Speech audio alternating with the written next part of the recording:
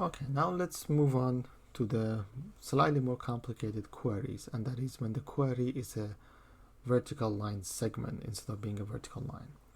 As we can see here is that the previous idea doesn't work. So in other words, here if I store these line segments that are stored at V in the increasing order, so like 1, 2, 3, and etc., I can see here that the first line segment, which is the leftmost line segment, doesn't intersect this query, but 2 and 3 do. It is still true that once I find a line segment that is to the right of this query, I can terminate my search. But I might have a lot of these line segments that are long but don't intersect the query. Okay? How do we find those? And here it comes a very powerful idea that is also actually very simple.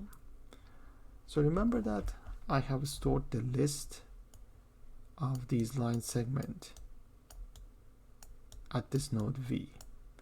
I can look at list as a data structure that takes O of n space. Okay?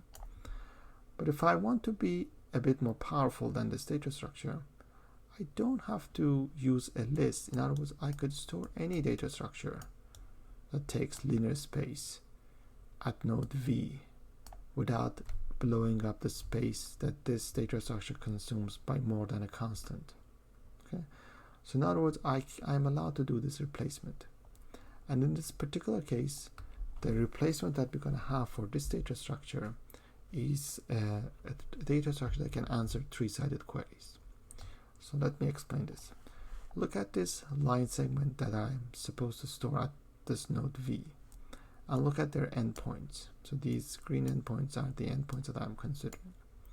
Take these endpoints and look at them as a set of points and store them in a data structure that can answer three-sided queries. It can find all the endpoints that are inside a three-sided rectangle like this. Okay.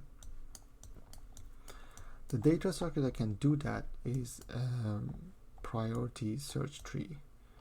And if you recall last week's videos, a priority search tree needs linear space and it has a query time of log n plus k. Okay, and obviously linear space is what we like, so that's good. And the query time is log n plus k, which if you remember is a additive log n term more than the query time that we had previously, because previously we had 1 plus k when the query was a vertical line. But nonetheless, this is what we can use, and if we do this, then we can find we can solve this windowing problem. We can find all these line segments. And also we need to do this twice. We need to do this on the left endpoints as well as on the right endpoints. And of course, when it comes to right endpoint, we need a priority search that can answer queries that look like that. Okay. And what is the result? The result is a data structure that still takes linear space, but now the query time blows up to log squared. And the reason is that at every node I have to spend log n plus output time, and over log n level that blows up to log squared query time.